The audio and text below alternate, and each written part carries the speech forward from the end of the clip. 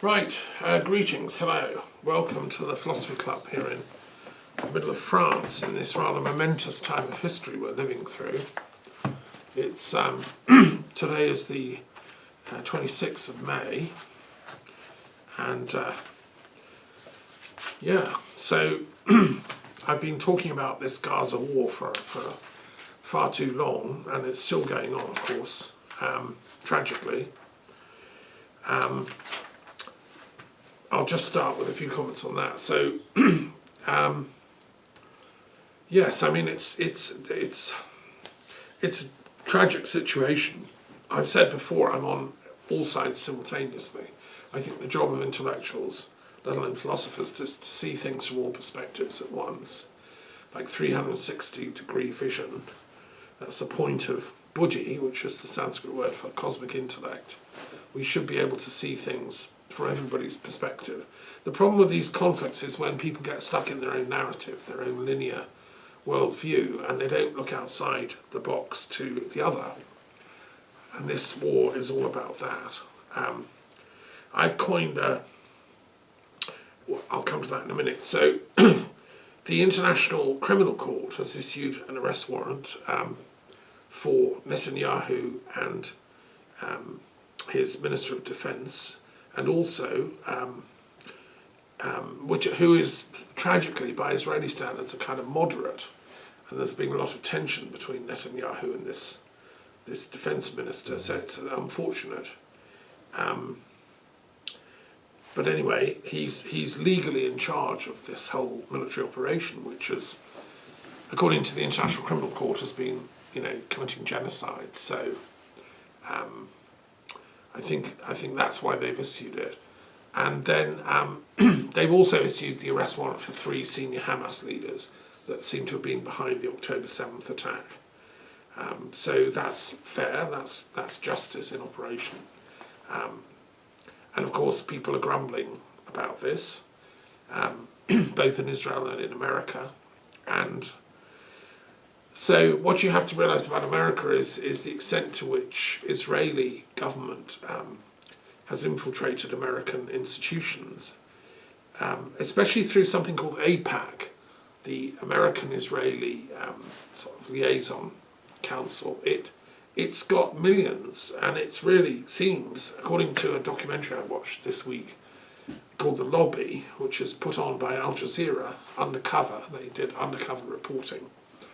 This AIPAC group is corrupting Congress people with millions and millions of dollars in the way of bribes, which they do off the record, so under the table. It's not official, it's not declared, because of course that's illegal. But this undercover reporter discovered how they're doing it in secret. Now, I found that absolutely shocking. If that was being done in any normal country, that would be illegal. And the people that are doing it, the AIPAC people, are getting support from the Israeli government using software to spy on people in the American campuses. And these are the actions of a foreign power infiltrating a country to bend its will to their advantage.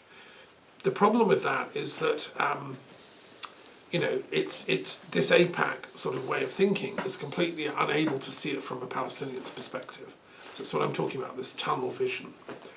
If I was an Israeli citizen or I was an American Jewish citizen, I would say to them, please, yes, be happy to be Jewish. We love Israel, but we want it to be the real Israel, the beautiful country that was dreamed of by the original Zionists, a place of peace and prosperity for all, including its original inhabitants, i.e. the Palestinians. And there's got to be a two-state solution there. That's the AIPAC I would like to see working, because that's in everybody's interest. That's in the interest of the USA, it's in the interest of Israel itself long term. It's in nobody's interest to continue with this tunnel vision of we're right and everybody else is wrong. And that's what the international legal system is saying. That's why the criminal court has issued an arrest warrant. And it's why the International Court of Justice has now told Israel to stop its offensive in Rafah, against innocent women and children who are still dying. They're being bombed every day. It's disgraceful, and that's what the International Court of Justice in The Hague is now saying. The court has no enforcement powers. It can't send in a police force to stop it. But what it does is have the power of law. And what this means is that people that are selling arms to a country that's been declared an international committer of genocide, they become themselves potentially, guilty of aiding and abetting genocide. Just as, you're not allowed to support genocide. It's against the rules. So we're into new territory legally. But justice has to be done. So meanwhile, in another part of the forest, Ireland, the Republic of Ireland, which is a neutral state full of very intelligent people, many poets, artists and druids and Christians, and some of them are my good friends, they've announced they're recognising Palestine as a country, autonomously, of their own, and they say it's a peace thing. We've got to do this because it's not fair what's happening. They have a sense of fairness, and Spain has followed suit. Spain is also recognising Palestine as an independent country as part of the UN system, because then all kinds of rights kick in for them. And also Norway as well, which is a peace-loving country, although it's part of NATO. And it did negotiate the Oslo Peace Accords between Israel and Palestine in the 90s, which I was supporting at the time and indirectly playing my little role in London, having conversations with Israelis and Palestinians. We were really happy when that happened. But then the Prime Minister, Rabin, who negotiated it, was assassinated by a right-wing fanatic. And since then, the right wing in Israel, representing those people, has seized power, essentially. And that's the position that Likud operate from, and that's Netanyahu.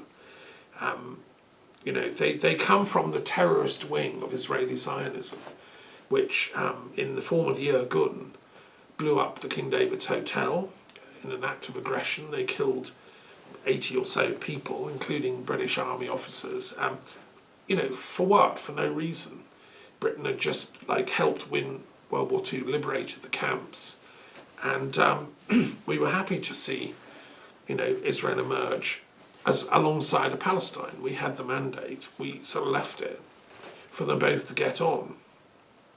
And in return, Ergun blew up a whole bunch of British Army people, which I think was outrageous.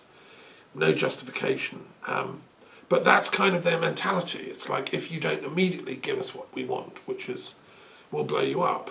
And that's kind of, it's very sad to say, this goes back to Jabotinsky and Menachem Begin, who was the founder of Likud back in '74. These people were terrorists, actually, who used violence first, violence second, and violence third.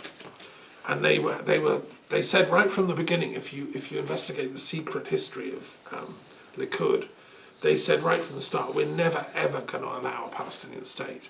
We're going to drive them out, force them out, and build a sort of iron wall around Israel. And their goal is a greater Israel. So not just where it is now, but they want to extend it into, obviously, take over the whole of Gaza, take over the whole of the West Bank and as much of Jordan and other neighbouring states as they can get hold of. They're thinking, and this is the irony, they justify this because God said that's what should happen in the Bible. But a lot of them were actually not religious. So they're using religion as a sort of, a PR thing without actually following the authentic faith of Judaism, which says thou shalt not kill. So anyway, the courts are now calling time on that. Of course, Israel's response is to ban Al Jazeera from the airwaves. You can't watch Al Jazeera if you're living in Israel. But nevertheless, for those of us that can, I suggest we do. And that documentary called The Lobby, 4 episodes, is on YouTube. Very, very important film to see the background to this, because this is an information war that's been running.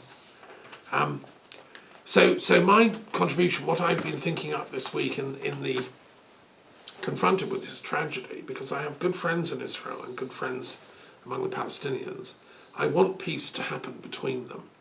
We're not getting peace from these politicians and military types. These parties are not bringing peace. Likud is not, it's like the opposite. So I think we have to stop looking to the political process. The two-state solution, which we've been talking about since the 90s, it's just not happening. I've thought up a new slogan. So I don't want a two-state solution. I want a three religions solution.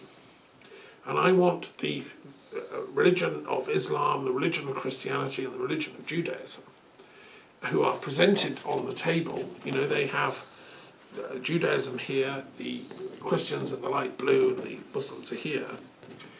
I think that if these three religions and their leaders and their intellectuals come together and say, we are going to make a peace treaty, there's nothing in history that says these three religions have to be at war with each other. For many, many, many centuries, Islam and Judaism were the best of friends. In the Islamic world, Jews had special favours as people of the book.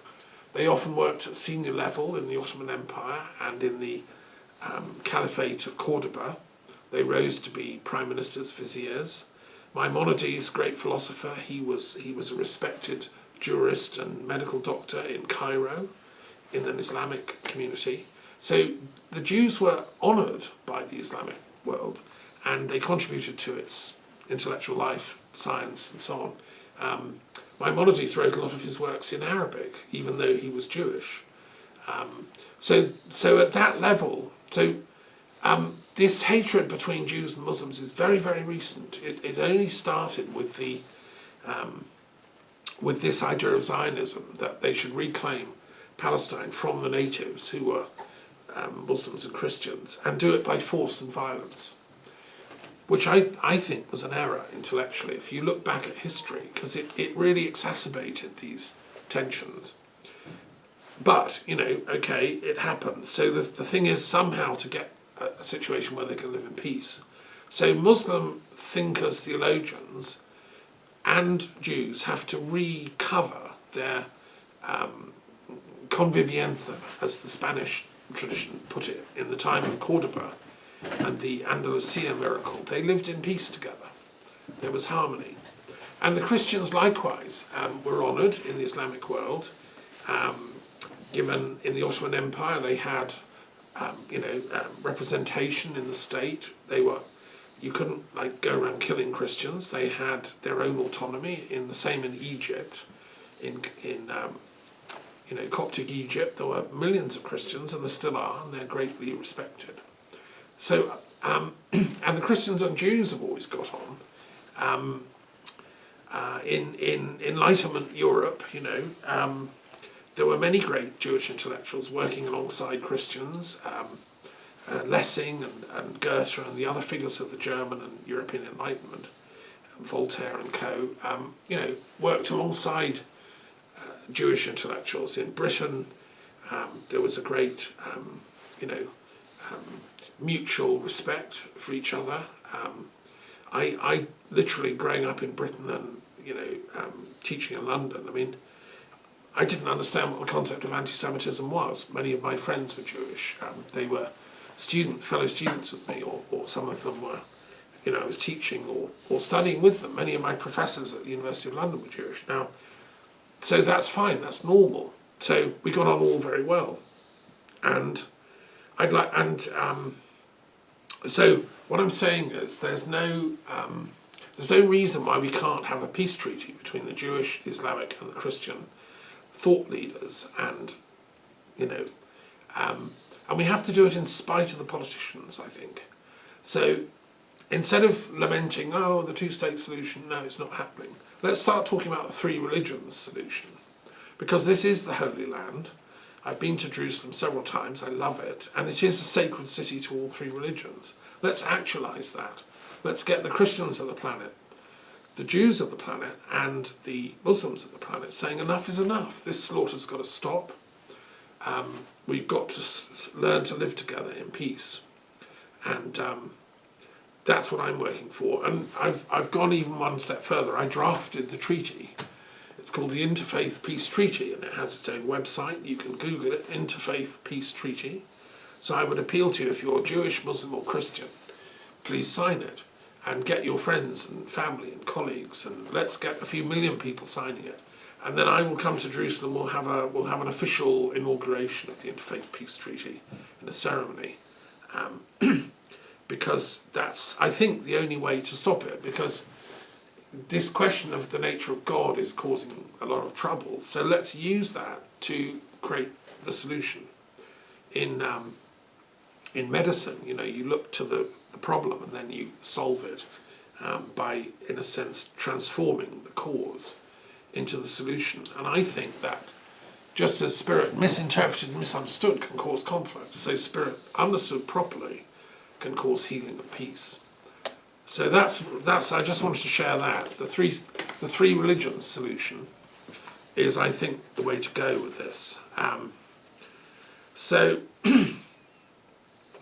I've been discussing this with restorative justice circles online with colleagues in America. We went into all this in detail, and they agree with me. This is the way to go. And having said that, yes, this isn't a political issue, no, it's not in those terms, do that. But I'm also very excited we have a British general election coming up. In this last week, it's been announced. So that's democracy finally kicking into action. We can get rid of the inept, ignorant and corrupt Tory party who hijacked British politics, did Brexit against the will of actually, the people of Scotland, the people of Northern Ireland, and an awful lot of people in the rest of the country. The majority of people in the UK, 60% of us who were entitled to vote, did not vote for Brexit. We either voted against it actively, like me, or we just so much distrust politics they didn't bother to vote. So they abstained or just couldn't be bothered. It was only about 30-something% actually voted for Brexit in the country as a whole. And that to me is not a mandate. It was read as a mandate, but that I think was constitutionally suspicious right from the beginning. And the more I've studied it, the more I've learned about Putin's infestation of the social media in Britain as a deliberate war attack, a psychological warfare. And that's what caused Brexit. So it's time to heal that. The first step is to get a non-conservative party in power in Britain. It will be, I hope, the Labour Party, and possibly an alliance with the Liberal Democrats. This week I've attended the Liberal Democrats of Europe online in a little mini conference with people from Portugal, Germany, Holland, all different parts of Europe, including Britain, discussing what kind of Europe we want, because there's European elections coming up. And I learned something very interesting, that Macron's party, I'm not sure what it's called now, it used to be En Marche. Yes, Renaissance maybe? Maybe Renaissance, okay. It won't join the Association of Liberal Democrats in Europe, ALDE, because apparently Macron feels that if he associates with the party with the word liberal in, then it won't go down well with the French voters. Because I don't know why. It seems to me a misunderstanding. I think people think that if you're liberal, then you must be like a neoliberal and want free markets everywhere and everybody goes to the wall. And I think maybe that's what Macron's thinking. I don't know, but that's obviously not what the Liberal Democrats of Europe stand for. They're a centre-left tradition. And in France here, their member is called the Radical Party, the Parti Radical, which is actually a very interesting tradition going back to founded in the early 1900s of Republicans and the people that brought in, free public secular education to France and the vote for everybody. And they were, there's a whole bunch of very interesting intellectuals who, Raymond Aron was one of their, more recently, a great thinker who was an independent thinker, and a liberal. I would say Camus counts as a kind of liberal intellectual in that tradition.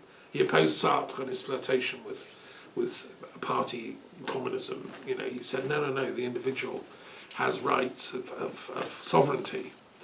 And if you go back in time, you come to Nicolas Bonville, who was an intellectual during the revolution, who supported the revolution, but not the violence of Robespierre. He was against the misuse of power by the revolutionaries. And he set up a thing called the Fellowship of the Friends of Truth, a very romantic gesture in revolutionary Paris. He was close friends with Thomas Paine, and indirectly even with William Blake. And they wanted an evolution rather than a revolution. And anyway, so Nicolas Bonville was a kind of liberal as well. And you could include in that list, you could include Henry Bergson, the great philosopher of the early part of the century in France here. And I put Durkheim in there as well, great French sociologist who was trying to understand how society can become oppressive and what we can do about that. I'm reading also, in response to these problems,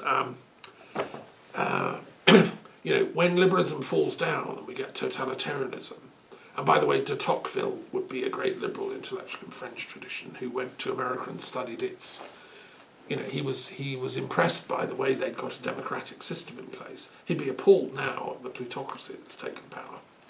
But so when it breaks down, you have totalitarianism, and Stalinism was the apogee of that, Hitlerism as well. But I'm reading a shocking book by a man called Robert Conquest, a British historian, about the Kolyma prison camps under Stalin in the far east of Siberia. The coldest place on earth. These prisoners were worked to death getting gold from gold mines in impossible conditions. And this man, to his credit, did all the research, wrote it up. The prisoners were shipped there, way up into the Arctic, and they weren't.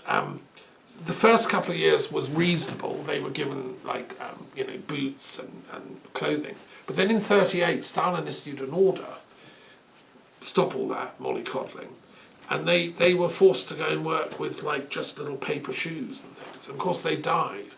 And these were the intellectuals of Russia. These were the opponents of Stalin. All they'd done was say, we don't like Stalin, he's a bully or something. You know, some little remark was enough to get you shipped off to Kolyma and worked to death. Well, you know, Putin is somebody that lauds Stalin without enabling the Russian people to really know much about it, because I've been studying the way that Putin has suppressed the knowledge of the Gulag, the Kolyma, and the work of memorial intellectuals who were trying to recover, you know, the names of the people that died and so on. I think we need that because, as Freud said, healing comes from remembering the traumas, not suppressing them. For there to be a real healing here of Russia with the rest of Europe, we have to really understand what happened under Stalin and not repeat it under Putin. You know, the man is a monstrous anti-intellectual, but he talks like an intellectual. If you hear Putin, you think, oh, what a clever guy, and Lavrov the same. But pure mendacity is coming out of their mouths. And that's what the liberal tradition of Europe opposes. And of course, in their mind, liberalism is a swear word. They hate it because they recognize we are their opponents. And just as, in World War II, we fought Hitler, who was anti-liberal, and in Franco's regime, the liberal traditions of Salvador Madariaga and many other great intellectuals opposed fascism. And the same in Italy. Croce, who was the leader of the Italian liberals, opposed Mussolini because, you know, we believe in intelligence is a human right and a human duty, like Voltaire said, who's another great French liberal, by the way. So, anyway, I was online with these people. We were talking about why Macron doesn't know this. Why is he weaponizing against liberalism? So I'm going to be working on that because it's c'est pas juste ça. Il y a une grande tradition ici en France pour les vrais penseurs. And I'm going to, try and get the French to join the Liberal Democrat Alliance in the European Parliament. It shouldn't be split like this. I think the problem is, with all due respect, is that Macron isn't really an intellectual. He isn't a deep thinker. He's a politician who's just, sort of cruised to power on a few slogans and a few buzzwords, and he's quite pretty to look at. And, he's seduced the French public enough to get into power. But he doesn't really know what to do with it because his soul lacks the gravitas of actually understanding the importance of that tradition I'm talking about. The true French liberal democratic tradition, which is very, very deep here. And I would say it goes back to Montaigne, by the way, and Montesquieu, and the 18th century philosophers. So look, that's what I've been up to. It's been quite a week, and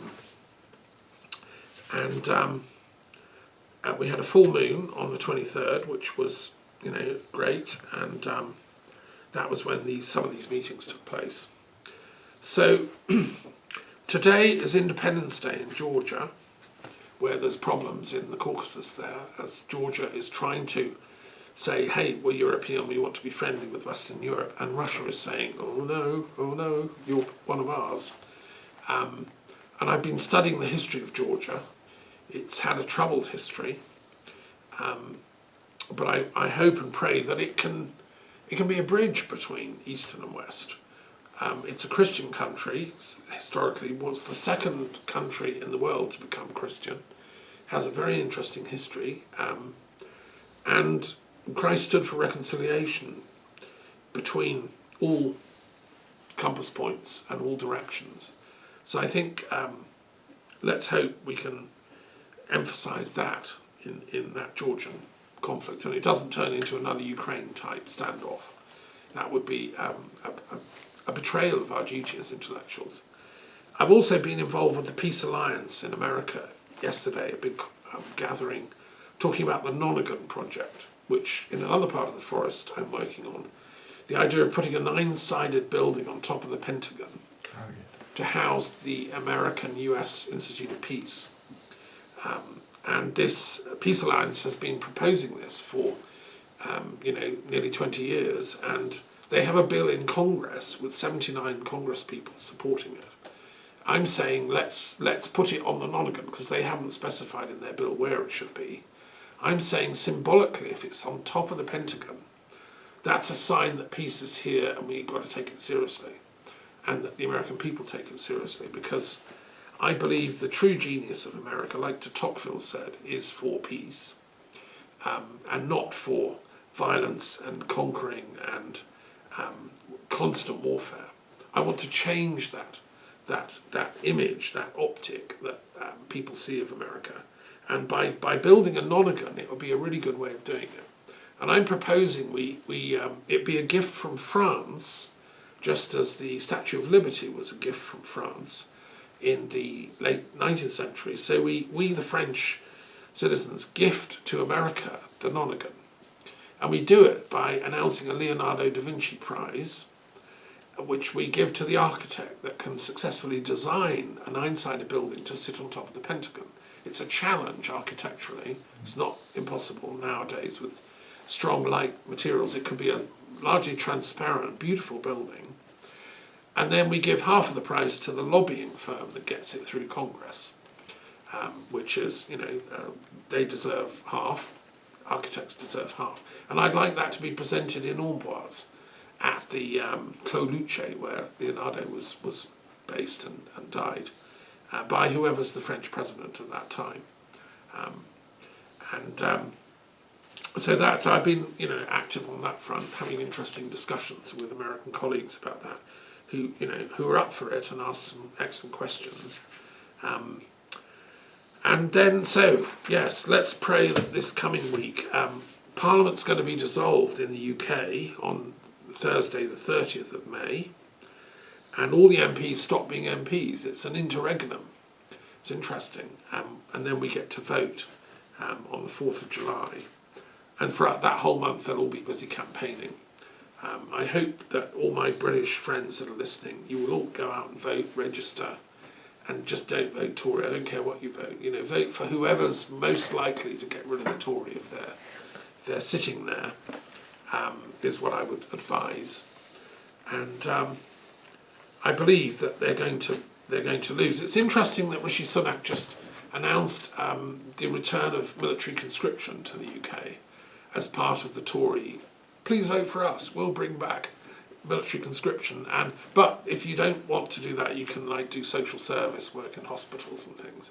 Now the irony here is I proposed this to David Cameron in a long letter I wrote him way back when I lived in Scotland.